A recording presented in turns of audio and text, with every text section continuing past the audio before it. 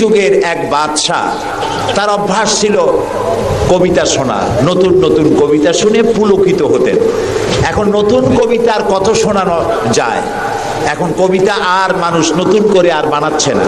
ফলে রাজা তার মন্ত্রীদেরকে ডেকে বলল যে বাজারে শোহরাত করে দাও, যে ব্যক্তি নতুন কবিতা রাজাকে শোনাতে পারবে তাকে 10 সহস্র মুদ্রা পুরস্কার দেওয়া হবে। মন্ত্রীরা বলল এটা তো সর্বনাশ হবে, এই নতুন কবিতা লোকেরা বানায় আনবে আর আপনি 10 সহস্র করে মুদ্রা দিয়ে দিয়ে রাজভান্ডার তো শেষ হয়ে যাবে। রাজা বলল না, আমার বুদ্ধি আমার কাছে, তোমরা শুধু এইভাবে ঘোষণাটা দিয়ে দাও আর 3টা লোক দাও আমাকে, একবার শুনলে মুখস্থ হয় এরকম একজন দাও, 2বার শুনলে মুখস্থ এরকম আরেকজন দাও, 3বার শুনলে মুখস্থ এরকম আরেকজন দাও। স্মৃতিশক্তি সম্পন্ন এরকম 3 জন লোক পাওয়া মোটেই কষ্ট হলো না। বাজারে শোহরাত করে দেওয়া হলো। নতুন নতুন নতুন নতুন কবিতা তৈরি করে কবিরা আসতে লাগলো, দিচ্ছে। আপনারা থামেন না, আমি তো বলে দিয়েছি, ফ্যান সরাই দেন পিছনের দিকে, পিছনে লাগাই দেন আমার পিছনে।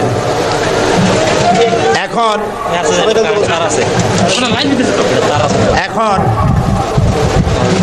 কবিরা কবিতা রচনা করে নিয়ে আসছে, নতুন কবিতা শুনতেছে রাজা। কবিতা শুনে শখ মিটাইয়া রাজা বলছে এটা কি একটা নতুন কবিতা হলো কবি, এটা তো আমি জানি। কবি কয় যেন আপনি জানবেন কি করে, তো আমি তৈরি করেছি, কত হোমওয়ার্ক করে রাত জাগা কষ্ট করে এটা তৈরি করেছি, আর আপনি বলছেন আমি জানি। বাদশা বলছে শুধু আমি না, তোমার বিশ্বাস হয় না? এই যে আমার পাশে যে সব পারিষদের লোকেরা যারা বসে আছে ওরাও জানে। কবি চ্যালেঞ্জ করলো অসম্ভব, আমি সারা রাত জেগে জেগে কষ্ট করে রুদ্ধদ্বার কক্ষে বসে বসে কবিতা রচনা করেছি, কারো জানার কথা না। তোমার বিশ্বাস হয় না? ওই যে একবার শুনলে যার মুখস্থ হয় তার বললো তুমি শোনাও তো, সে দাঁড়ায় শোনাই দিল। 2বার শুনলে যার মুখস্থ হয় তার তো 2বার শোনা হয়ে গেছে, বললো তুমি শোনাও, সেও শোনাই দিল। 3বার শুনলে যার মুখস্থ হয় তার তো 3বার শোনা হয়েছে, বললো তুমি শোনাও তো, সেও শোনাই দিল। কবি বেচারা বেকুব হয়ে হেঁটে গেল। এরকম কবিদের কাছ থেকে নতুন নতুন কবিতা শুনে শখ মেটাতে মেটাতে এক চালাক কবি অবস্থাটা বুঝে ফেলেছে। সে বুঝে এক কবিতা তৈরি করে এনেছে, এনে বলছে জাহাপান আমি এক কবিতা এনেছি। বললো না যে নতুন কবিতা এনেছি, কবিতা এনেছে। বাদশা বলল শোনাও। কবি কবিতা শোনালেন। তার কবিতার অর্থ ছিল এরকম যে হে রাজা, আপনার পিতা আর আমার পিতার সাথে ছিল গভীর বন্ধুত্ব। এই বন্ধুত্বের সূত্র ধরে আপনার পিতা আমার পিতার কাছ থেকে 10 সহস্র রৌপ্য মুদ্রা ধার করেছিলেন। চুক্তিপত্রে লেখা ছিল আপনার পিতা আর আমার পিতা মরে যাওয়ার পর আপনি আপনার পিতার উত্তরাধিকার সূত্রে আমার পিতার কাছে দেনা হিসাবে 10 সহস্র রৌপ্য মুদ্রা আমাকে পরিশোধ করবেন। বাদশা শুনিয়া চিন্তা করলো সর্বনাশ, আমি যদি বলি যেটা আমি জানি আর সাথের লোকেরাও জানে তাহলে তো সাক্ষ্য প্রমাণ হয়ে গেল, তাহলে তো 10 সহস্র মুদ্রা না রৌপ্য মুদ্রা দেওয়া লাগবে, কি সাংঘাতিক কথা। রাজা তখন বলল কবি এতদিনে নতুন একটা কবিতা তুমি আমারে শোনালে, যা আমিও জানি না আমার লোকেরাও জানে না। আমি এই গল্পটি আপনাদেরকে শোনালাম এজন্যে যে সেই যুগের লোকেরা যতটা পাগল, আহাম্মক, বেকুব আমরা মনে করি, এরকম বেকুব ছিল না, আহাম্মক ছিল না। তাদের শৌর্য ছিল, তারা স্বাধীন চেতা ছিল, বীরত্বগাথা ছিল তাদের। তারা কারোর অধীনতা স্বীকার করতো না, বুদ্ধি ছিল, প্রজ্ঞা ছিল, মেধা ছিল, সব ছিল। শুধু একটি জিনিসের অভাবে তারা চুরি করত, ডাকাতি করত, জেনা করত, ব্যভিচার করত, হত্যা করত, এগুলিকে কোনো অপরাধ মনে করত না। সেই জিনিসটির নাম ছিল ওহীর জ্ঞান। সেই জিনিসটির নাম ছিল কি? আল্লাহ রাব্বুল আলামিন সেই যুগে এই মানুষগুলির পরিবর্তনের জন্য, গোটা বিশ্বে শান্তি আনার জন্য, পৃথিবী যখন ধ্বংসের দ্বার প্রান্তে দাঁড়িয়েছে, রহমত ছাড়া পৃথিবীকে আর রক্ষা করা যাবে না, তখন আল্লাহ তাআলা রাসূলকে রহমত হিসেবে পাঠালেন। আল্লাহ তাআলা বলছেন ওয়ামা আরসালনাকা ইল্লা রাহমাতাল লিল আলামিন। নবী হে, আমি আপনাকে আমার গোটা বিশ্বের জন্য, গোটা সৃষ্টি জগতের জন্য আমি আপনাকে আমার করুণার মূর্ত প্রতীক করে পাঠালাম। সৃষ্টি জগতের জন্য আপনি আমার রহমত। সুবহানাল্লাহ। বর্তমান যে মাসটা চলছে, এই মাসটির নাম আরবি মাস মাহে রবিউল আউয়াল। এই মাসেই আল্লাহ তাআলা পাঠিয়েছিলেন বিশ্বনবী মুহাম্মদ রাসূলুল্লাহ সাল্লাল্লাহু আলাইহি ওয়াসাল্লামকে পৃথিবীর মানবতার কল্যাণের জন্য। তাকে এই পৃথিবীতে আল্লাহ তাআলা পাঠিয়েছিলেন।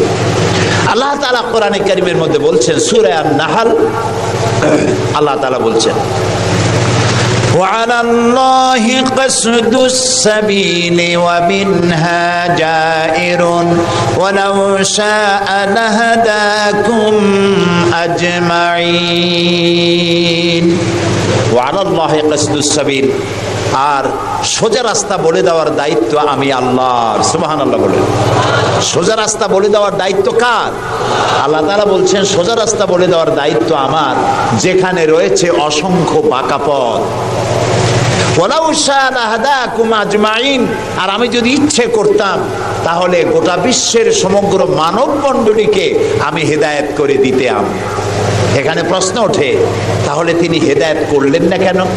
এই যে পৃথিবীতে নানামুখী মানুষ, কেউ আল্লাহ মানে, কেউ মানে না, কেউ নামাজ পড়ে, কেউ পড়ে না, কেউ মদ খায়, জেনা করে, এই যে নানামুখী নানা চরিত্রের মানুষ, আল্লাহ বলছেন আমি হেদায়েত ইচ্ছে করলে সবাইকে করে দিতে পারতাম, তাহলে তিনি করলেন না কেন? এর কারণ হচ্ছে আল্লাহ তাআলা মানুষকে করেছেন সব থেকে শ্রেষ্ঠ সৃষ্টি। সৃষ্টির সেরা কারা? জোরে বলেন। আচ্ছা, সৃষ্টির সেরাই মানুষ হলো কি করে? মানুষ কি পাখির মতো উঠতে পারে? মানুষ কি চিতাবাঘের মতো দৌড়াতে পারে? মানুষ কি মাছের মতো সাঁতরাতে পারে? মানুষ কি বাঘের মতো ক্ষিপ্রতা, সিংহের মতো হিংস্রতা, সাপের মতো ক্রুদ্ধতা এগুলি মানুষের মধ্যে কি আছে? নাই। তাহলে মানুষ সৃষ্টির সেরা হলো কিভাবে বলতে পারেন? সৃষ্টির সেরা হয়েছে তার জ্ঞানের কারণে। আল্লাহ তাআলা চাঁদ সূর্যকে যেভাবে বাধ্য করেছেন তার হুকুম মানার জন্য, আমাদেরকে আল্লাহ তাআলা এভাবে হুকুম মানতে বাধ্য করেন নাই। কোরআন শরীফে আল্লাহ তাআলা বলেছেন, ওয়ালাকাদ কাররামনা বনি আদম। আল্লাহ তাআলা বলেন, আদম সন্তানকে আমি সম্মানিত করেছি। চাঁদ, সূর্য, গ্রহ, নক্ষত্র, সৌররাজি, নবমণ্ডল, ভূমণ্ডল সব কিছু আল্লাহর আইন মানতে বাধ্য না বাধ্য নয়? আল্লাহ তাআলা কোরআনে কারীমে বলেছেন, আফা গায়রা দীনিল্লাহি ইয়াবগুন ওয়া লাহু আসলামা মান ফিস সামাওয়াতি ওয়াল আরদি তাওআন ওয়া কারহা। আফা গায়রা দীনিল্লাহি ইয়াবগুন, তোমরা কি আল্লাহর দেওয়া জীবন ব্যবস্থাকে ছেড়ে দিয়ে অন্যের তৈরি করা মতবাদ গ্রহণ করতে চাও? ওয়ালাহু আসলামা মান ফিস সামাওয়াতি, অথচ আকাশে যা আছে, জমিনে যা আছে সব কিছু তার আনুগত্যের মস্তককে আমার সামনে নত করে দিয়েছে। সুবহানাল্লাহ। চাঁদ এবং সূর্য, সূর্যের কোনো ক্ষমতা নাই। রাত এখন বাংলাদেশে 8:40। রাত, সূর্যের কোনো ক্ষমতা নাই এখন বাংলাদেশে সে উদিত হয়। রাতের অধিকারকে সূর্য ক্ষুণ্ণ করতে পারে না, সূর্যের অধিকারকে চন্দ্র ক্ষুণ্ণ করতে পারে না। লাশ-শামসু ইয়ামবাগি লাহা আন তুদরিকাল কামারা ওয়ালাল লাইলু সাবিকুন নাহার ওয়া কুল্লুন ফি ফালাকিন ইয়াসবাহুন। আকাশে জমিনে যা কিছু আছে সব আল্লাহর হুকুম মেনে চলছে, কেউ কাউকে অতিক্রম করতে পারে না। তাহলে আমরা বুঝলাম চাঁদ সূর্য হুকুম মানে কার? জোরে বলেন। এই যে গাছগুলি, চতুর্দিকে যত গাছপালা আপনারা দেখতে পান, সুবরি গাছে নারকেল হবে না, নারকেল গাছে তাল হবে না, বেল গাছে জাম হবে না, আম গাছে লিচু হবে না। ওয়ালান তাজিদা লিসুন্নাতিল্লাহি তাবদীলা। আল্লাহ তাআলা বলছেন আমার ল অফ নেচার, প্রকৃতির আইনের ভেতরে কোনো পরিবর্তন হবে না, আমার আইন তারা মানতে বাধ্য। কেবলমাত্র মানুষ, কেবলমাত্র মানুষ, আমি তোমাদেরকে সম্মানিত করেছি, সেই জন্য আমি তোমাকে আইন মানতে বাধ্য করি নাই। কোরআন শরীফে আল্লাহ পাক বলছেন, ইচ্ছে করলে কুফরি করতে পারো, ইচ্ছে করলে ঈমান আনতে পারো, ইচ্ছে করলে মুমিন হতে পারো, ইচ্ছা করলে কুফরিও করতে পারো। এটা তোমার ইচ্ছার উপরে ছেড়ে দিয়েছে। কারণ কাত্তাবাইয়ানার রুশদু মিনাল গাই, হক আর বাতিল দুইটাকে আমি আলাদা করে দেখিয়ে দিয়েছি। আসহাবুল ইয়ামিন, আসহাবুশ শিমাল, ডানপন্থী আর বামপন্থী দুইটা দল আমি দেখাই দিয়েছি। ডান দিকে, আর এটা বোঝার জন্য বিবেক দিয়েছি। কি দিয়েছি বলেন? বিবেক। বিবেক আছে আমাদের? আছে কিনা? বিবেক দিয়েছি বোঝার জন্য। ডান দিকে যারা যাবে, এই ডান দিকের নেতৃত্ব দিবে নবীরা, আর নবীরা ডানপন্থীদেরকে সাথে নিয়ে চলে যাবে কোথায়? আল্লাহর জান্নাতে। আর যারা বামপন্থী, তাদের নেতৃত্ব দেবে শয়তান। কে দেবে নেতৃত্ব? আমি বুঝি না মুসলমানেরা কেমনে বামপন্থী হয়। আমাদের দেশে কিছু মুসলমান আছে নামধারী, নাম মুসলমানের, কিন্তু নিজেদের পরিচয় দেয় তারা বামপন্থী। আছেন এরকম? এই সমস্ত বামপন্থীদের নেতৃত্ব দিবে শয়তান, আর এদেরকে নিয়ে শয়তান তাদেরকে নিয়ে যাবে কোথায়? আল্লাহ তাআলা বলছেন, কাত্তাবাইয়ানার রুশদু মিনাল গাই, হক এবং বাতিলকে আলাদা করে আমি ভাগ করে দুটি পথকে দেখিয়ে দিয়েছি। এখন তোমার ইচ্ছা আমার উপর ঈমান আনতেও পারো, আর যদি ইচ্ছা হয় আমার সাথে কুফরিও করতে পারো। যেহেতু তুমি গাছ না, সূর্য না, চন্দ্র না, তুমি মানুষ, আমি তোমাকে সম্মান দিয়েছি, সেজন্য তোমার এখতিয়ারে ছেড়ে দিয়েছি আর বিবেকও দিয়েছি।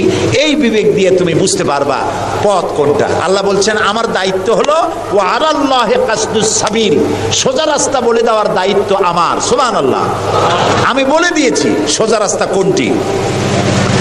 আল্লাহ তাআলা বলেন সূরা ইব্রাহিমের মধ্যে, আলিফ লাম রা, কিতাবুন আনজালনাহু ইলাইকা লিতুখরিজান নাসা মিনাজ-জুলুমাতি ইলান নূর। আল্লাহ তাআলা বলেন, হে নবী, আমি আপনার উপর একখানা কিতাব অবতীর্ণ করলাম। এটা একটি কিতাব নাজিল করলাম এই জন্য, লিতুখরিজান নাসা মিনাজ-জুলুমাতি ইলান নূর, যাতে করে আপনি মানব মণ্ডলীকে অন্ধকার সমূহ থেকে আলোর দিকে নিয়ে আসতে পারেন। লক্ষ্য করুন কথা আল্লাহ, আমি কার কথা শোনাচ্ছি? অন্ধকার সমূহ থেকে আলোর দিকে নিয়ে আসতে পারেন। ওলামারা যারা আলেম তারা বুঝবেন, কোরআন শরীফে আল্লাহ তাআলা অন্ধকারের কথা যত জায়গায় বলেছেন বহু বচনে বলেছেন, এক বচনে বলেন নাই। আর আলোর কথা যখন বলেছেন তখন এক বচনে বলেছেন, বহু বচনে বলেন নাই। নূরের বহু বচন হলো আনোয়ার, এই শব্দটি কোরআন শরীফের মধ্যে নাই। আল্লাহ এখানে কি বলছেন?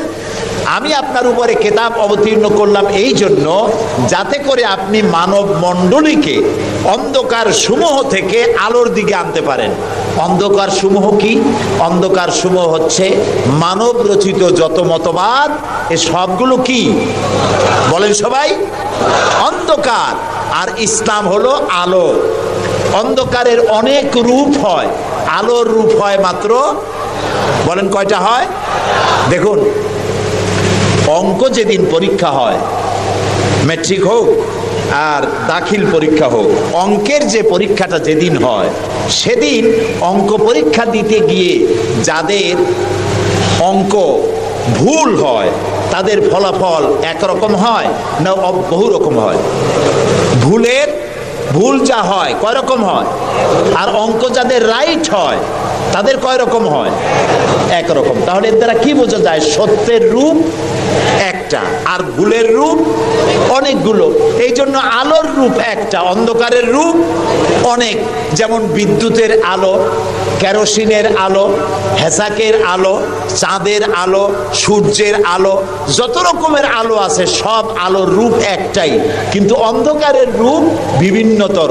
শবে কাজেবের এক রকমের অন্ধকার, অমাবস্যার আর এক রকমের অন্ধকার, রাতের আধারের আর এক রকম অন্ধকার, মেঘাচ্ছন্ন হওয়ার আর এক রকম অন্ধকার, কুয়াশাচ্ছন্ন হওয়ার আর এক রকম অন্ধকার, দরজা জানালা ভেন্টিলেটর সব বন্ধ করে দেওয়ার আর এক রকমের অন্ধকার। অন্ধকারের রূপ অনেক আর আলোর রূপ একটা। আল্লাহ বলছেন কোরআন এই জন্য নাজিল করেছিল তুখরিজান নাসা মিনাজ যুলুমাতি ইলান নূর, মানুষের তৈরি করা যত মতবাদ সব অন্ধকার, আর ইসলাম হচ্ছে আলো। আল ইসলাম নূর, ইসলাম হচ্ছে আলো। আলোর রূপ একটা। আলোর রূপ কয়টা?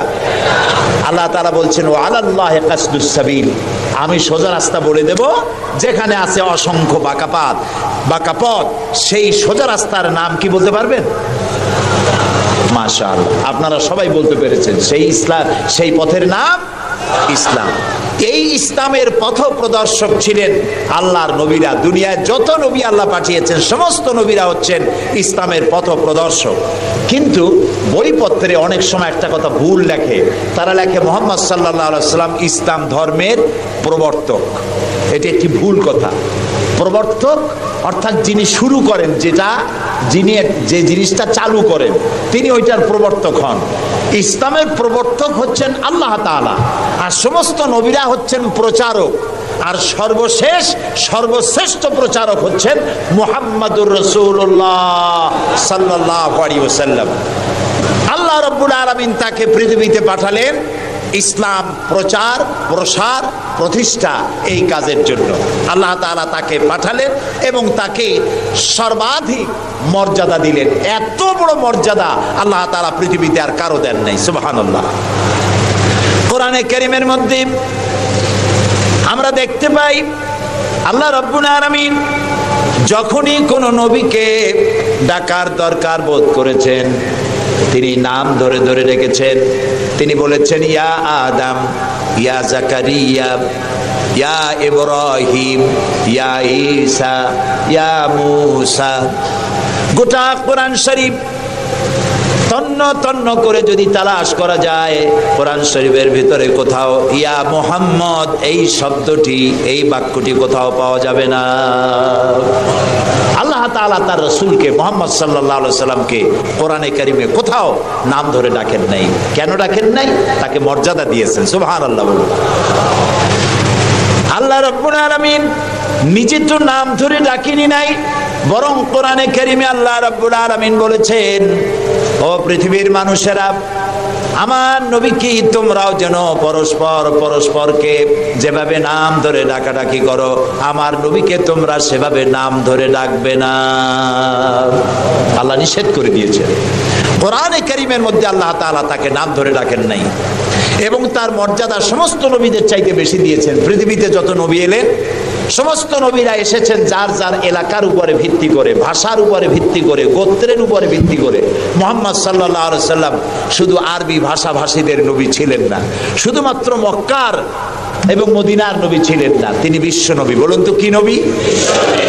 আল্লাহ রাব্বুল আলামিন কোরআনে কারীমের মধ্যে বলেছেন বুলিয়া আইয়ুহান নাসু ইন্নী রাসূলুল্লাহি ইলাইকুম জামিআ। আল্লাহ তাআলা বলেন হে নবী আপনি বলুন ও পৃথিবীর মানব মণ্ডলী, আমি আল্লাহর পক্ষ থেকে তোমাদের সকলের জন্য আমি রাসূল হয়ে এসেছি। কিয়ামত পর্যন্ত এই পৃথিবীতে যত মানুষ আসবে সমস্ত মানুষের জন্য। রাসূল বলেছেন শুধু মানুষের জেন নয়, আল্লাহর সমস্ত সৃষ্টি জগতের জন্য আল্লাহ তাআলা আমাকে রাসূল করে পাঠিয়েছেন। সুবহানাল্লাহ। নবী করিম সাল্লাল্লাহু আলাইহি সাল্লাম পৃথিবীতে এলেন এবং আল্লাহ তাআলা তাকে এই সম্মান দিয়ে, মর্যাদা দিয়ে পৃথিবীতে কেন পাঠালেন? সূরা ফাতহার মধ্যে আল্লাহ তাআলা বলছেন হুয়াল্লাযী আরসালা রাসূলাহু বিল হুদা ওয়া দীনিল হক লিইয়ুযহিরাহু আলাদ-দীনি কুল্লিহি ওয়া কাফা বিল্লাহি শাহীদা। আল্লাহ তাআলা বলেন যে তিনি আল্লাহ, যিনি তার রাসূলকে দ্বীনে হক আর সত্যের বিধান সহকারে পৃথিবীতে পাঠিয়েছেন। কেন? লিইয়ুযহিরাহু আলাদ-দীনি কুল্লিহি, যাতে করে তিনি মানুষের তৈরি করা সকল মতবাদের উপরে ইসলামকে বিজয়ী করে দিতে পারেন। এই জন্যে আল্লাহ তাআলা রাসূলকে এই পৃথিবীতে পাঠিয়েছেন। সুবহানাল্লাহ। রাসূলুল্লাহ পৃথিবীতে আসলেন এবং তিনি চরিত্র দিয়ে, যুদ্ধ করে নয়, ইসলাম প্রচার করেছেন কি দিয়ে বলেন? তরবারি দিয়ে নয়। ইসলাম মানে শান্তি, শান্তির ধর্ম। ইসলাম কিসের ধর্ম? শান্তির ধর্ম। মুসলমান কারা? যারা শান্তি প্রতিষ্ঠা করে তারাই। আর আল্লাহর এক নাম হচ্ছে সালাম। আল্লাহর এক নাম কি বলেন সবাই? সালাম। আল্লাহর নাম শান্তি, ইসলাম শান্তি, মুসলমানেরা চায় শান্তি। সেই শান্তি প্রতিষ্ঠার জন্য মুহাম্মদ সাল্লাল্লাহু আলাইহি ওয়াসাল্লাম তরবারি দিয়ে ইসলাম আনেন নাই, তিনি ইসলাম এনেছেন তার অনুপম চরিত্র মাধুর্য দিয়ে, ব্যবহার দিয়ে, দিন প্রচার করে তার মাধ্যমে জনগণকে ইসলামের মধ্যে এনেছেন। কথা উঠতে পারে তাহলে যুদ্ধগুলো হলো কেন? বদর, ওহদ, হুনাইন, তাবুক, এগুলো ইয়ারমুক, কেন এই যুদ্ধগুলো হলো? এসব যুদ্ধ ছিল ডিফেন্সিভ। পৃথিবীর কোন ঐতিহাসিক কোন ব্যক্তি বলতে পারবে না যে মুহাম্মদ সাল্লাল্লাহু আলাইহি সাল্লাম সর্বপ্রথম আক্রমণকারী হয়েছেন কোন যুদ্ধে। বলতে পারবে কেউ? বলতে পারবে? তিনি তা করেননি। যখন আক্রান্ত হয়েছেন তখন তিনি প্রতিরক্ষামূলক যুদ্ধ করেছেন। আক্রমণাত্মক যুদ্ধ রাসূলুল্লাহ তার জীবনেও করেন নাই। সুবহানাল্লাহ। চরিত্র দিয়ে তিনি দুনিয়াকে বিজয় করেছেন।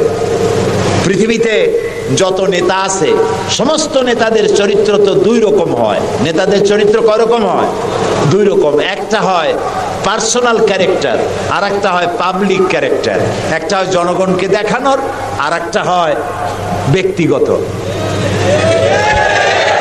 রাসূলুল্লাহর চরিত্র এরকম দুই রকম ছিল না। একটু মাথা খাটায় চিন্তা করেন, পৃথিবীতে কোন নেতা আছেন যিনি জনগণের সামনে দাঁড়িয়ে বলতে পারবেন আমি ছাত্র জীবনে যা করেছি, যৌবনে যা করেছি, রাজনৈতিক নেতা হিসাবে গোপনে গোপনে যা করি, এসব কথাগুলি মানুষের কাছে, আমার দলের কাছে, দেশবাসীর কাছে খুলে বলে দাও, এরকম বলতে পারবে কেউ?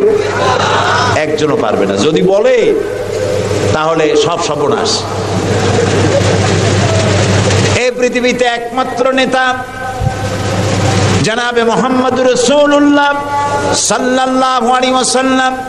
তিনি বলেছেন, ও আমার সাহাবীরা, ও আমার স্ত্রীরা, দিনের আলোতে আর রাতের আধারে আমার ভিতরে তোমরা যে আচরণ আমার দেখতে পাও, আমার ওঠা বসা, আমার চলাফেরা, আমার আচার আচরণ, যা কিছু আমার ভিতরে দেখতে পাও সবগুলি খুলে খুলে মানুষের সামনে বলে দাও। সুবহানাল্লাহ। রাসূলুল্লাহর চরিত্রের সার্টিফিকেট, তার আখলাক কেমন, এটা জানার জন্য হযরত আয়েশার কাছে কয়েকজন সাহাবী প্রশ্ন করেছিলেন, মা, রাসূলুল্লাহর কাছে বেশি সময় কাটাবার সুযোগ আপনি পান, তার ইনস অ্যান্ড আউট আপনি ভালো করে জানেন, বলুন তো তার আখলাক কেমন, তার চরিত্র কেমন? মা আয়েশা বললেন, তোমরা কি কোরআন পড়েছো? বললেন, হ্যাঁ কোরআন পড়েছি। কোরআন কি বোঝো? হ্যাঁ কোরআন বুঝি। হযরত আয়েশা বলেন, কোরআন যদি পড়ে থাকো, কোরআন যদি বুঝে থাকো, রাসূলের চরিত্র আমার কাছে জানার কোনো দরকার নাই। যেটা কোরআন তোমরা পড়েছো, কোরআনের বাস্তব নমুনা যদি দেখতে চাও, আল্লাহর নবীর দিকে তাকায়া দেখো। তার চরিত্র হলো কোরআন। রাসূলুল্লাহর চরিত্র কি? কোরআন। রাসূলুল্লাহর নবুয়তের 23 বছরের জীবনে যা আছে 30 পারা কোরআনে তাই আছে। 30 পারা কোরআনে যা আছে রাসূলুল্লাহর 23 বছরের নবুয়তের জীবনে তাই আছে। বড় করে বলেন সুবহানাল্লাহ। এই ছিল রাসূলের জীবন। তার চরিত্র সম্পর্কে আল্লাহ তাআলা বলছেন, ওয়া ইন্নাকা লাআলা খুলুকিন আযীম। হে নবী, আপনি উন্নত চরিত্রের উপরে প্রতিষ্ঠিত। আল্লাহ বলতেছেন। কে বলতেছেন? আল্লাহ বলতেছেন আপনি উন্নত চরিত্রের উপরে প্রতিষ্ঠিত। সুবহানাল্লাহ। এবং আমাদেরকে বলা হচ্ছে, আমাদেরকে, কাদেরকে? সারা দুনিয়ার মুসলমানদেরকে বলা হচ্ছে লাকাদ কানা লাকুম ফি রাসূলিল্লাহি উসওয়াতুন হাসানা, গ্রহণযোগ্য মহত্তম আদর্শ তোমাদের জন্য আদর্শ রয়েছে তোমাদের রাসূলের মধ্যে। আমরা উল্টা কাজ করি, আমরা ইসলামরে চিনি পীর সাহেবরে দিয়া, মৌলানা সাহেবরে দিয়া, হুজুররে দিয়া ইসলাম বুঝতে চেষ্টা করি। এটা উল্টা কাম। আসলে ইসলাম দিয়া, কোরআন দিয়া, হাদিস দিয়া পীর সাহেবকে যাচাই করা উচিত, কোরআন হাদিস মতো উনি আছেন কিনা। হুজুর সাহেব, মৌলানা সাহেব, নেতা সাহেব কোরআন হাদিস অনুযায়ী আছে কিনা, ওর দ্বারা ওই ব্যারোমিটার দিয়েই বাছাই এবং যাচাই করা উচিত। কিন্তু তা না করে আমরা উল্টাটা করি, যার জন্য আমরা প্রতারিত হই। এই জন্য রাসূল হচ্ছেন আমাদের নেতা হিসাবে শ্রেষ্ঠ নেতা। তার থেকে বড় নেতা আকাশের নিচে জমিনের উপরে কেউ নাই, তাকেই গ্রহণ করতে হবে। দেখুন, চরিত্রের উন্নত সার্টিফিকেট দিতে পারে একজন পুরুষের জন্য কে দিতে পারে? তার স্ত্রী। সব থেকে কে পারে? স্ত্রী বলতে পারে এই পুরুষটি কেমন। আর একজন স্ত্রী তার স্বামীর জন্য সব করতে পারে, জীবনটাও বিলাই দিতে পারে, কিন্তু সহজে স্বামীর বিশ্বাস যেটা সেটার উপরে ঈমান আনা এটি সহজ কথা নয়। যত পীর সাহেবরা আছেন বাইরে মুরিদ বানাতে আসেন, জিজ্ঞেস করা উচিত, হুজুর আপনার বউ আপনার কাছে মুরিদ হয়েছে কিনা।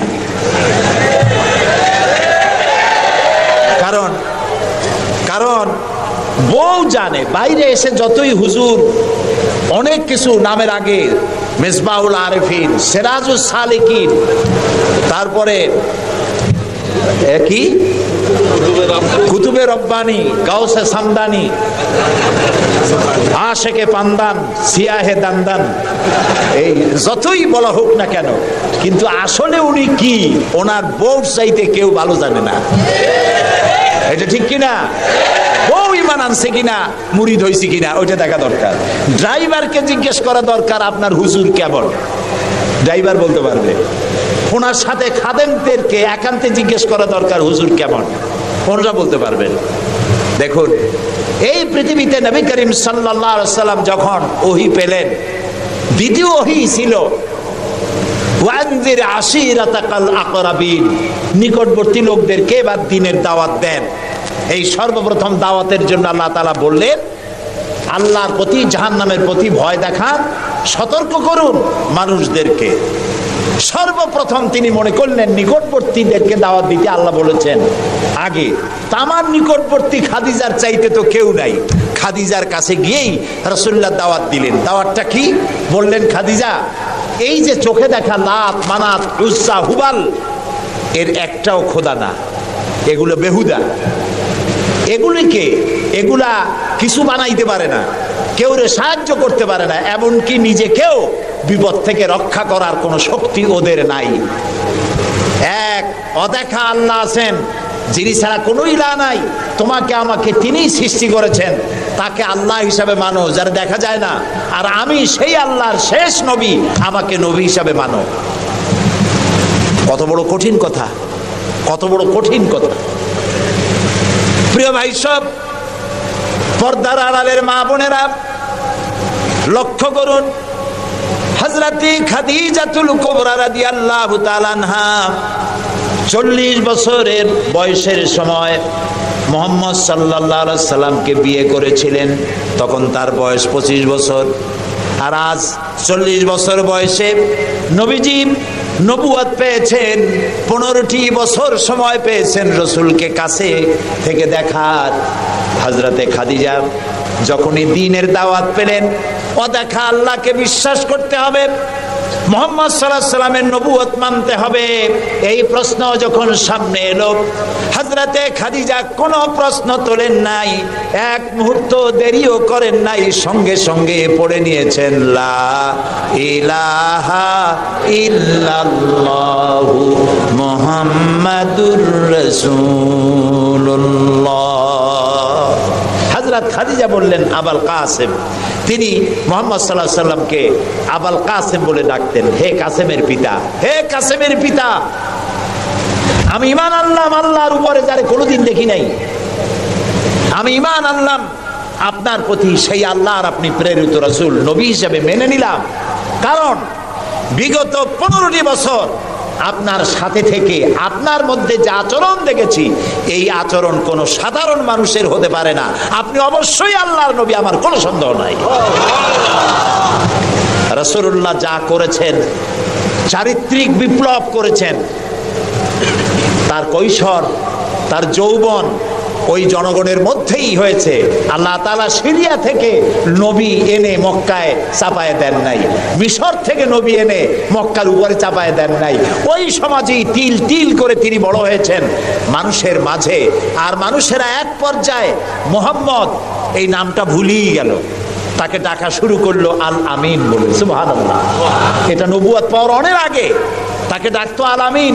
বিপদে পড়লে বলতো চলো আল আমিনের কাছে যাই, ঝগড়া হলে বলতো চলো আল আমিনের কাছে যাই, আমানত রাখতে হবে চলো আল আমিনের কাছে যাই। তার নামই লোকেরা ভুলে গেল। এক পর্যায়ে নাম প্রচারিত হলো আল আমিন, মানে কি? বিশ্বাসী। তিনি নিজেকে তিল তিল করে গড়েছেন, আল্লাহ তাআলা গড়ে তুলেছেন তাকে। হযরতে খাদিজা তার প্রতি ঈমান আনলেন। রাসূলুল্লাহ দাওয়াত দিলেন তার বন্ধু, যার সাথে তার বন্ধুত্ব ছিল 20 বছরের, হযরতে সাইয়েদুনা আবু বকর রাদিয়াল্লাহু তাআলা আনহু, 20 বছরের বন্ধু। হযরত আবু বকরের কাছে রাসূলুল্লাহ যখন দাওয়াত দিলেন যে আমি আল্লাহ রাসূল, আমার উপর ঈমান আনো, এক আল্লাহর উপর ঈমান আনো, হযরত আবু বকরও এক মুহূর্ত দেরি করেন নাই, বলেছেন আপনি অবশ্যই আল্লাহর নবী, আমার তো কোনো সন্দেহ নাই এর মধ্যে। সুবহানাল্লাহ। রাসূল পাক সাল্লাল্লাহু আলাইহি সাল্লাম এই মক্কি জিন্দেগিতে মানুষদেরকে তৈরি করলেন আল্লাহর ইচ্ছা মাফিক। তিনি দাওয়াত দিলেন একটি, তিনি বললেন ইয়া আইয়ুহান নাস কুলু লা ইলাহা ইল্লাল্লাহ তুফলিহু, হে মানব সকল পড়ো তোমরা লা ইলাহা ইল্লাল্লাহ, জোরে পড়েন লা ইলাহা ইল্লাল্লাহ, লা ইলাহা ইল্লাল্লাহ। একথা ঘোষণা করে দাও, কোনো ইলাহ নাই, কোনো আইনদাতা নাই, বিধানদাতা নাই, শাসনকর্তা নাই, কেউ নাই ইল্লাল্লাহ, আল্লাহ ছাড়া। এই দাওয়াত যখন তিনি দিলেন, যেই সমাজের লোকেরা তাকে আলামিন বলতো, সেই লোকেরা ফুলের মালা নিয়ে দৌড়ে আসতো নাকি? তারা পাথর নিয়ে ছুটে এলো, কারণ তারা বুঝতো লা ইলাহা ইল্লাল্লাহর মানে কি। লা ইলাহা ইল্লাল্লাহর মানে শুধু কোনো ইলাহ নাই আল্লাহ ছাড়া, মুহাম্মদ সাল্লাল্লাহু আলাইহি ওয়াসাল্লাম আল্লাহর প্রেরিত রাসূল, এই কথাটুকুনি যদি শুধু হইতো তাহলে মার খাওয়া লাগতো না। রাসূলুল্লাহ মার খান নাই, মুসা আলাইহিস সালাম মার খান নাই, ইব্রাহিম আলাইহিস সালাম খান নাই, এমন কোন নবী নাই। 3 জন নবী ছাড়া, কয়জন নবী ছাড়া?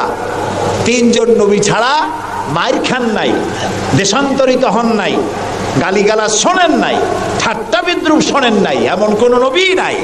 কয়জন নবী বাদে? 3 জন। একজন কে? আদম আলাইহিস সালাম। সে সময় কোনো মানুষই নাই, কাজী তারে বিরক্ত করবে কে? আর ছিলেন নূহ আলাইহিস সালাম। প্রথমে বাধা পাইলেন, পরে যখন বন্যা হয়ে গেল, সব যখন মরে গেল, তখন আর তারে বাধা দেওয়ার মতো কেউ ছিল না। আর একজন ছিলেন হযরতে সুলাইমান আলাইহিস সালাম। হযরত সুলাইমানকে আল্লাহ সারা পৃথিবীর রাজত্ব তার হাতের মুঠায় দিয়ে দিয়েছিলেন, সেই জন্য তার বিরোধিতাকারী কেউ ছিল না। এই 3 জন বাদে ইয়া হাসরাতান আলাল ইবাদ, বান্দার উপর আফসোস, এমন একজন নবী রাসূল পাঠাই নাই যার সাথে সমকালীন যুগের লোকেরা ঠাট্টা করে নাই, বিদ্রুপ করে নাই, মারধর করে নাই। সবাই করেছে। কারণটা কি? কারণ কি?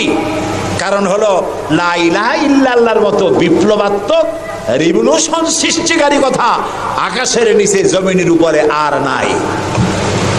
মানে কি? মানে হচ্ছে লা ইলাহা, কোনো ইলাহা নাই, কোনো আইনদাতা নাই, কোনো বিধানদাতা নাই, কোনো শাসনকর্তা নাই, কোনো হায়াত আর মওতের মালিক কেউ নাই ইল্লাল্লাহ, আল্লাহ ছাড়া। এটি বিপ্লব সৃষ্টিকারী কথা। এই কথা যখন হযরত মুসা আলাইহিস সালাম বলেছিলেন ফেরাউনের সামনে, ফেরাউন তখন বলল মা আলিমতু লাকুম মিন ইলাহিন গায়রি, আমি তো জানি না যে আমি ছাড়া আরো কোনো ইলাহ আছে, তুমি এক নতুন দাওয়াত নিয়ে আসছো। আনা রাব্বুকুমুল আলা, আমি তো বড় খোদা, আমি তো বড় ইলাহ। আমি এই গত 6 তারিখে মিশর সফর করেছিলাম, আমার জীবনের প্রথম এই মিশর সফর। উদ্দেশ্য ছিল মুসা আলাইহিস সালামের দেশ দেখা, ফেরাউনের দেশ দেখা। সেখানে ফেরাউনকেও অবশেষে দেখে এলাম।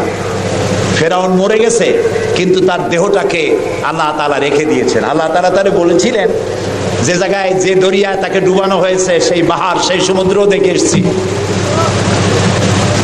যেখানে আল্লাহ তাআলা মুসা আলাইহিস সালামের সঙ্গে কথা বলেছেন সেই জায়গাও যাওয়ার তৌফিক আল্লাহ তাআলা দিয়েছেন, সেই জায়গাও দেখে আসছে।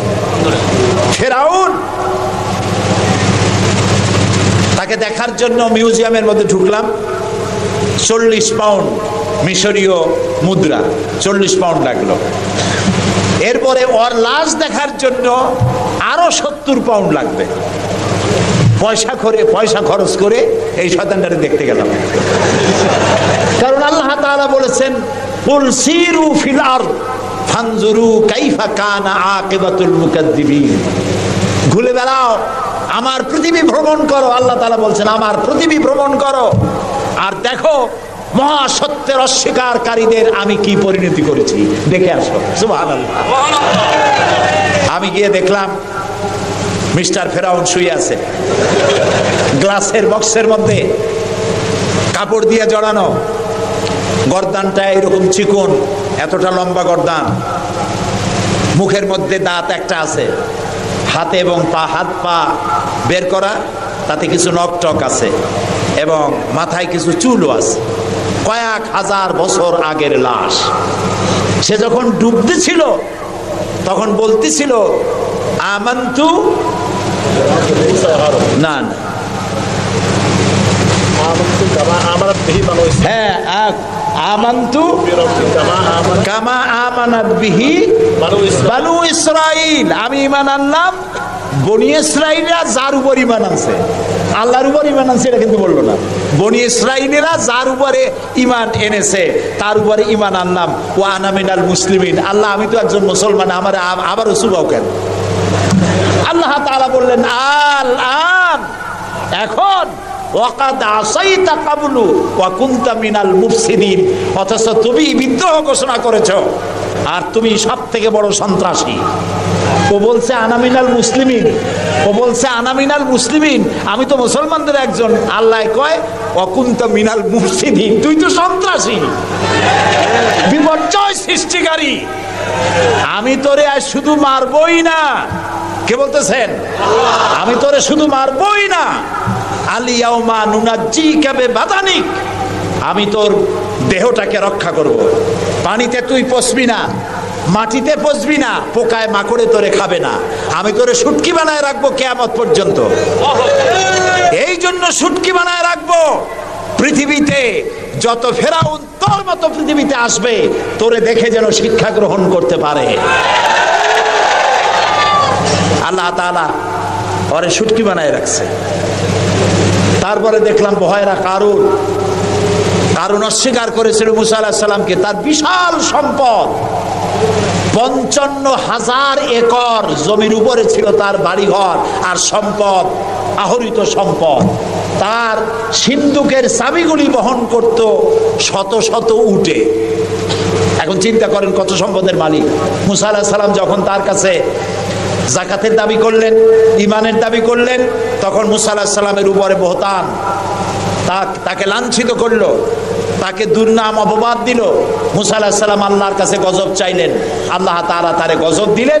55,000 একর সম্পত্তি, বাড়িঘর, আর সে নিজে শুদ্ধ মাটির নিচে আল্লাহ গরক করে দিলেন।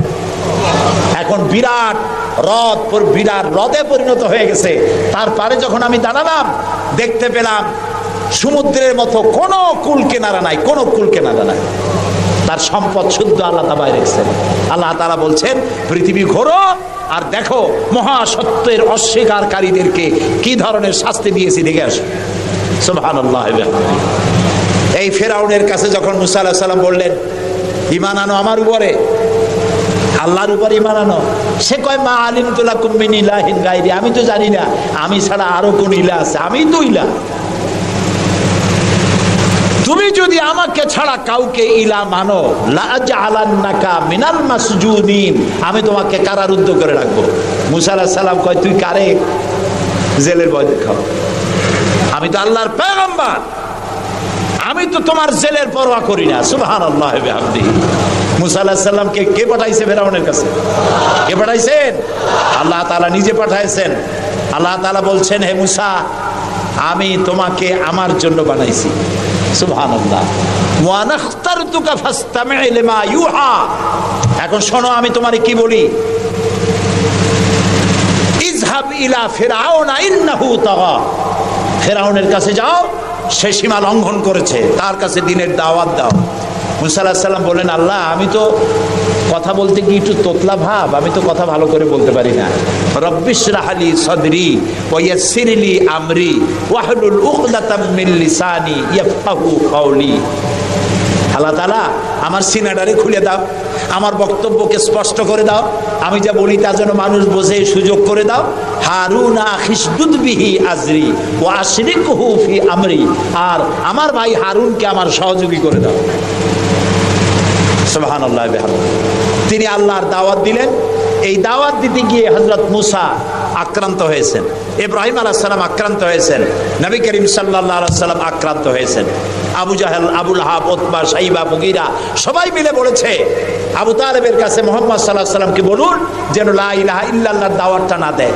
এই দাওয়াতটা যদি না দেয়, যত বড় সুন্দরী মেয়ে উনি পছন্দ করবেন তার সাথে বিয়ে দিয়ে দেব। টাকা চাই, সোনা চাই, সব দেব। নেতৃত্ব চাই, তাও দেব। আল্লাহর নবীর কাছে এই প্রস্তাব যখন এলো, নবীজি বললেন, আমার চাচা আপনি ওদেরকে শোনায় দেন। ওদের পক্ষে যেটা দেওয়া সম্ভব সেটা তো দেওয়া দূরের কথা, যেটা দেওয়া সম্ভব নয় তাও যদি ওরা আমাকে দিতে পারে, আকাশের সূর্যটা এনে যদি আমার ডান হাতে উঠায় দেয় আর আকাশের পূর্ণিমার চাঁদটা যদি আমার বাম হাতে উঠায় দেয়, এর বিনিময়ে আমি মুহাম্মদুর রাসূলুল্লাহ সাল্লাল্লাহু আলাইহি ওয়াসাল্লাম এক মুহূর্তের জন্য তাওহীদের দাওয়াতকে বন্ধ করে দেব না। নবী করিম সাল্লাল্লাহু আলাইহি ওয়াসাল্লাম মক্কি জিন্দেগিতে মানুষের কাছে কালেমার দাওয়াত পৌঁছালেন। আর মূল লক্ষ্য হচ্ছে পৃথিবী কার? বলেন, পৃথিবী কার? আইন চলবে কার? আল্লাহর। সেই আইন প্রতিষ্ঠা করার জন্য একা একা করা যাবে না, একটা জনগোষ্ঠী তৈরি করা দরকার, একটা দক্ষ জনশক্তি তৈরি করা দরকার যারা দেশ পরিচালনায় যোগ্য। এরকম লোক রাসূলুল্লাহ মক্কির জীবনে 13 বছরে দক্ষ একটা জনগোষ্ঠী তৈরি করে ফেললেন। সুবহানাল্লাহ। দেখছেন দক্ষ কারে কয়? আবু বকর, ওমর, ওসমান, আলী, খাব্বাব, খুবাইব, আমের, তালহা, জুবাইর, আবু উবাইদা ইবনুল জাররাহ রিদওয়ানুল্লাহ তাআলা আলাইহিম আজমাইন। এই সব লোক তৈরি হয়ে গেল। সুবহানাল্লাহ। এই সব লোক তৈরি হয়ে যাওয়ার পর যে উদ্দেশ্যে রাসূলকে পাঠানো হয়েছিল সেই উদ্দেশ্য এখন কার্যকরী হচ্ছে। আমরা তো উল্টোপাল্টা কাম করি। 12ই রবিউল আউয়াল আসলেই পতাকা দিয়ে রাজধানী সাজাই। 12ই রবিউল আউয়াল আসলেই বিরাট একটা মিছিল, কোন একজন লোককে সামনে রাখা, তারপর একটা মিছিল শুরু হয়ে গেল। তোমপে লাখো সালাম। কতগুলা পতাকা নিয়ে লাখো সালাম দিলাম, হাজার হাজার গাড়ি নিলাম, লোকজন নিলাম। এরপরে এক জায়গায় বসে নবী সালাম আলাইকা, ইয়া রাসূল সালাম আলাইকা, গরম গরম জিলাপি। রবিউল আউয়াল শেষ, রাসূলুল্লাহর মহব্বতও শেষ। বিশ্বাস করুন, এই সমস্ত জিনিস দিয়ে মূল টার্গেট থেকে মুসলমানদেরকে সরিয়ে দেওয়া হচ্ছে। আপনারা আমাকে জবাব দেন, যারা এই সব কাজ করে তারা বলে রাসূলুল্লাহর ভালোবাসায় করি। আপনি কি পারবেন রাসূলুল্লাহর লাখো সাহাবীদের মধ্যে একজন সাহাবীও রাসূলুল্লাহকে যে ভালোবাসা দিয়েছেন, পৃথিবীর সব মুসলমান একত্রিত হয়ে অতটা ভালোবাসা কেউ কি দিতে পারবে? পারবে? এবার বলেন, সাহাবীরা এরকম কোন মিছিল করেছেন রাসূলুল্লাহর জন্মদিনে? তার জন্মদিবস পালন করেছেন? করেন নাই। যেটা হাদিসে নাই আমরা তা করতে পারি না। যে মিলাদ এখন পড়া হয়, যে সিস্টেমে পড়ানো হয়, একত্রিত হয়ে নবী সালাম আলাইকা, রাসূল সালাম আলাইকা, সাহাবীরা এরকম করেন নাই, তাবেঈনরা করেন নাই, তাবেঈনরা করেন নাই। মিলাদের এই সিস্টেম চালু হয়েছে রাসূলের ইন্তেকালের অন্তত 600 বছর পর। ফাইনা তাযহাবুন, কোথায় চলছি আমরা? রসুলের মূল অনুষ্ঠান ছেড়ে দিয়ে, মূল কাজ ছেড়ে দিয়ে ভিন্ন পথে প্রবাহিত হচ্ছি। আমাদেরকে বিভিন্ন শব্দের মার প্যাচে সিরাতুন নবী করব না মিলাদুন নবী করব, মিলাদ পড়বো তো দাঁড়ায় পড়বো না বসে পড়বো, এই সমস্ত চক্করের মধ্যে ভালাই দিয়া টার্গেটে যাওয়ার পথের থেকে আমাদেরকে বাধাগ্রস্ত করা হচ্ছে। প্রিয় ভাই সব, নবী করিম সাল্লাল্লাহু আলাইহি ওয়াসাল্লাম জনশক্তি তৈরি করে ফেললেন, একটা রাষ্ট্র চালাবার মতো লোক তৈরি হয়ে গেল। আপনি যদি এই যে আর্মির ট্রেনিং হয়, শীতকালীন মহড়া হয়, আর্মির ট্রেনিং হয় কেন? এত পয়সা দিয়ে আর্মি টিকায় রাখা হয় কি জন্য? কি জন্য? দেশ রক্ষার জন্য। আমরা তো সবাই দেশপ্রেমী, আমরা দেশ রক্ষা করতে তো আমরাই পারি। আর্মিদেরকে এত পয়সা খরচ করে করানো হচ্ছে কেন? এই জন্য করানো হচ্ছে, যখন যুদ্ধ বাঁধবে তখন আপনি অস্ত্র চালাইতে পারবেন না, অস্ত্র চালাবার মতো যোগ্যতা সম্পন্ন লোক গভর্নমেন্ট তৈরি করে, প্রতিরক্ষা বাহিনী তৈরি করে, যাতে করে কোনো দেশ আমার স্বাধীন ভূমির উপরে আঘাত করতে না পারে। সেই জন্য এখন এটাকে পরিচালনার জন্য ট্রেনিং দেওয়া হয়। মুসলমানদেরকে আল্লাহ তাআলা কোরআনের মাধ্যমে, ইসলামের মাধ্যমে, হাদিসের মাধ্যমে তাদেরকে ট্রেনিং দেওয়া হয়। জমিন আল্লাহর, আইন চলবে আল্লাহ। আইনের ইমপ্লিমেন্টের জন্য, সে আইন প্রয়োগ করার জন্য দক্ষ যোগ্য জনশক্তি প্রয়োজন। রাসূলুল্লাহ নিজের সোহবত দিয়ে ধন্য করেছেন সাহাবায়ে কেরামদেরকে, তাদেরকে তৈরি করতে সক্ষম হয়েছেন। 13 বছর চলে যাওয়ার পর আল্লাহ পাক তাকে হিজরত করার অর্ডার করলেন। এবার রাসূলুল্লাহ মদিনায় চলে আসলেন। মদিনায় এসে ইসলামী রাষ্ট্রের ঘোষণা দিলেন। সুবহানাল্লাহ বলেন। এবার রাসূলুল্লাহ প্রেসিডেন্ট, এবার রাসূলুল্লাহ কি প্রেসিডেন্ট, রাষ্ট্রপতি। আর তার সংবিধান হলো কোরআন। সংবিধান কি? কোরআন। কোরআনের আইন চালু করে দিলেন। তিনি রাষ্ট্রপ্রধান হলেন। সমাজ থেকে চুরি, ডাকাতি, জেনা, ব্যভিচার, হত্যা, ধর্ষণ সব দূরীভূত হয়ে গেল। আজ মানুষ দরজা খুলে ঘুমাবার সুযোগ পেয়ে গেল। নবী করিম সাল্লাল্লাহু আলাইহি ওয়াসাল্লাম ঘোষণা করলেন, খায়রুল কুরুনি কারনি, সর্বশ্রেষ্ঠ যুগ হলো আমার যুগ। রাসূলের যুগ হলো শ্রেষ্ঠ যুগ। সমাজ থেকে চুরি ডাকাতি নির্মূল হয়ে গেল কোরআনের আইন চলার কারণে। যারা বিরোধিতা করছিল তারাও দেখলো যে মুহাম্মদ সাল্লাল্লাহু আলাইহি ওয়াসাল্লামের সাথে আমরা খামোখাই বিরোধিতা করেছি, উনি তো আমাদের বিরোধী লোক না, উনি তো আমাদের ধর্মের বিরুদ্ধে লোক না, উনি তো দেশে আইন দিয়েছেন এমন যে আইনের মাধ্যমে মানুষ তার নিজের ধর্ম পালন করতে পারে, চুরি করে না, ডাকাতি করে না, মানুষ খাবার পায়, পড়ার পায়, থাকার পায়, সবকিছুর গ্যারান্টি পেয়েছে।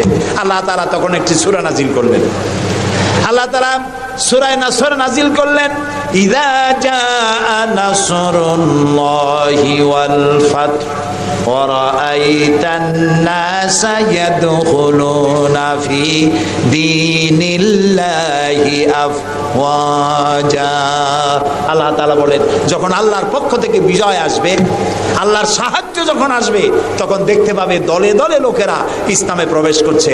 রাসূলুল্লাহর ইন্তেকালের সময় দেখা গেল আশেপাশে যত গোত্রে ছিল, এলাকা ছিল, সব পড়ে ফেলেছে লা ইলাহা ইল্লাল্লাহু মুহাম্মাদুর রাসূলুল্লাহ। কাফের বলতে আর কেউ ছিল না।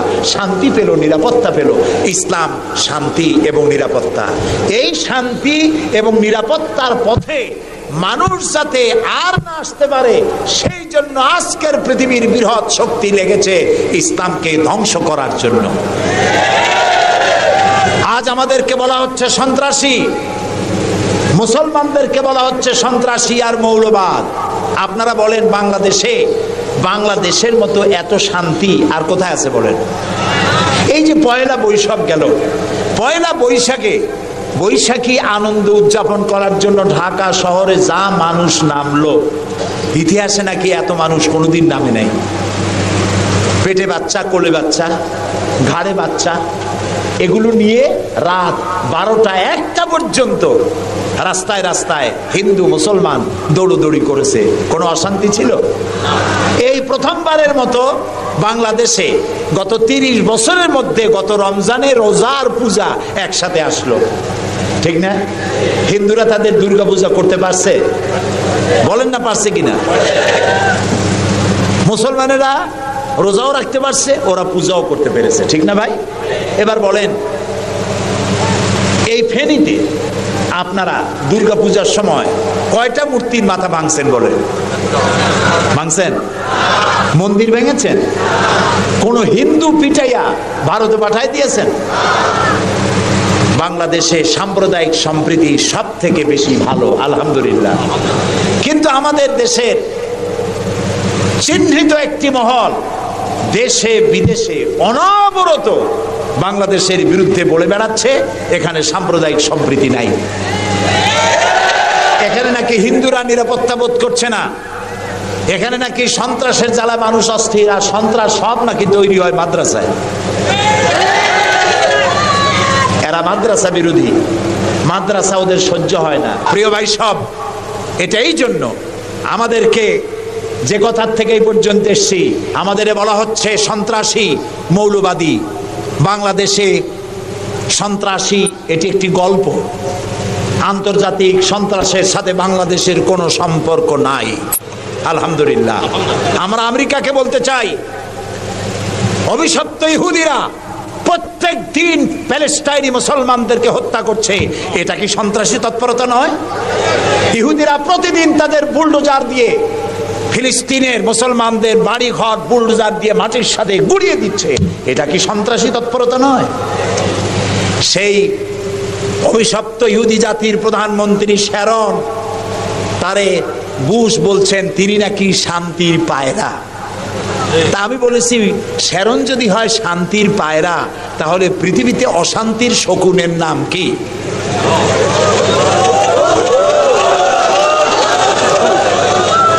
আপনাদের ফতোয়াই কার্যকরী হোক। আল্লাহ আছেন, আল্লাহ আছেন। ও তো ভালো, ফেরাউন ওর থেকে শক্তিশালী ছিল, নমরুদ ওর থেকে শক্তিশালী ছিল। ফেরাউনের সুবাইয়া আল্লাহ শেষ করছে, নমরুদের জুতা দিয়ে পিটাই আল্লাহ বিদায় করে দিছে, ঠিক না? সেই আল্লাহ আছে কিনা জোরে বলেন? আছে।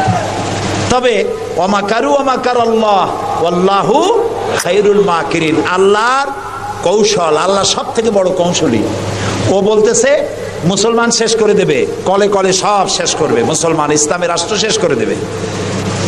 আল্লাহ তাআলা তার ঘরের মধ্যে মুসা আলাইহিস সালামের মারার চেষ্টা করছিল না ফেরাউন? একটা পুরুষও বাঁচতে দেবে না, সব মেয়ে লোক জিন্দা রাখবো, মেয়ে লোক সব মেরে ফেলবো, এরকম বলছিল না? সেই জায়গায় আল্লাহ মুসারে বানাইছেন কিনা? লালিত পালিত করছেন কোথায়? ফেরাউনের ঘরের মধ্যে। যে বুশ দুনিয়া থেকে ইসলাম আর মুসলিমদেরকে মিটাতে চান, সেই বুশের ঘরের মধ্যে আল্লাহ তাআলা ইসলাম ঢুকাই দিছে। উনি লাগছেন ইসলাম রে শিকল কাটার জন্য, মেয়ে লোকরে মসজিদের ইমামতি করার জন্য। কারা কি করতেছে আমরা বুঝি, আমরাও ভাত খাই। আমার জাতি মদ খাইয়া চোখ লাল করে না, আল্লাহর মেহেরবানি। তোমার জাতি করে। আমেরিকায় মেন্টাল হসপিটালে রুগী সব থেকে বেশি, পাগল বেশি দুনিয়ার সব জায়গায়। দুনিয়ার সবচাইতে বেশি পাগল কোন দেশে? আমেরিকায়। কারণ ওদের ব্রোকেন ফ্যামিলি, যৌথ পরিবার না, স্বামী স্ত্রী বিশ্বাস করে না, স্ত্রী স্বামীর বিশ্বাস করে না, বাপ ছেলের স্নেহ করে না, ছেলে মায়ের ভক্তি করে না। অশান্তির জ্বালায় মাথার চুল চতুর্দিক দিয়ে কাটিয়া মাথার উপরে তালপট্টির দ্বীপ বানায় রাখে। কেউ বা মাথার চুল ছোট ছোট করে কাটিয়া পিছনের দিকে বাসার নাম্বার, মোবাইল নাম্বার লিখে রাখে। আমি দেখে কইছি, শয়তানে যদি দেখে, শয়তান খালি কানবে আর বলবে যে আমি শয়তান হয়েছিলাম কি কাজে? এইটা তো খারাপ শয়তান। শান্তি নাই, অশান্তির দাবানল জ্বলছে গোটা আমেরিকা জুড়ে। ওরা মুসলমানদের ঐতিহ্য ধ্বংস করার জন্যে একটা কোথার থেকে শয়তান মহিলা এনে মসজিদের ইমামতি করেছে। আর ওর পেছনে যারা নামাজ পড়ছে সেগুলো সব বেনামাজি, কোনো নামাজি না। আর যিনি ইমামতি করেছেন পত্রিকা এসেছে তার নাকি স্বামী ছাড়াই একটা বাচ্চাও হয়েছে। এই হলো ইমাম। যে জাতের ইমাম সেই জাতের মুয়াজ্জিন, সেই জাতের মুক্তাদি। প্রিয় ভাই সব, 9/11-এর পরে ওই জাতির মধ্যে চিন্তা হয়েছিল যে মুসলমানেরা নাকি বোমা মারে সব জায়গায়। পত্রপত্রিকা আসছে মুসলমানরা বোমা মারছে। তো মুসলমানরা এই আধুনিক বোমা বানাবার শক্তি পায় কোথায়? নিশ্চয়ই কোরআন শরীফ আছে। এই কোরআন শরীফ পড়া শুরু করলো। কোরআন শরীফ পড়িয়া তারা দেখতে পেল যে এর মধ্যে তো বোমা বানাবার কথা নাই, বরং সন্ত্রাসের বিরুদ্ধে বক্তব্য আছে, সন্ত্রাসীদের কি শাস্তি হবে তাও সূরা মায়েদার মধ্যে আল্লাহ বলে দিয়েছেন। এখন কোরআন শরীফ পড়ে পড়ে অবস্থা এই হয়েছে, প্রত্যেক বছর আমেরিকায় 20 থেকে 25 হাজার আমেরিকান সাদা খ্রিস্টান ইসলাম কবুল করে মুসলমান হয়ে যাচ্ছে। ঠেকাইতে পারবে না ইসলামকে। ইসলাম হলো সূর্যের মতো, এদিক দিয়ে ডুবে দেখা যায় পশ্চিম দিক দিয়ে ডুবে গেছে, আর বুঝি উঠবে না। সকালবেলা দেখে পূব দিক দিয়ে কি হয়েছে, উদিত হয়ে গেছে, আবার ওদিকে ডুবলো, এদিক দিয়ে উঠলো। ইসলামও এইরকম। মনে হয় ইরাকে ইসলাম শেষ, আফগানে শেষ হয়ে গেল, আল্লাহ তাআলা আবার ফিলিস্তিন দিয়ে উঠায় দেবে, বাংলাদেশ দিয়ে উঠায় দেবে, কাশ্মীর থেকে উঠায় দেবে। ইসলাম রে নিবাইতে পারবে না। ইউরিদুনা লিইউতফিউ নূরাল্লাহি বিআফওয়াহিহিম আল্লাহু মুতিম্মু নূরিহি। মুখের ফু দিয়ে ইসলামকে নিবানো যাবে না। এটা কার? ইসলাম কার? আল্লাহ তাআলার। সেই জন্য আমরা চাই ইসলামকে মানুষকে বুঝায়া, মানুষকে আস্তে আস্তে ইসলামের দিকে নিয়ে আসা। আল্লাহ তাআলা আমাদেরকে সেই তৌফিক দান করুন। আমরা বলি আমিন, সবাই বলি আমিন।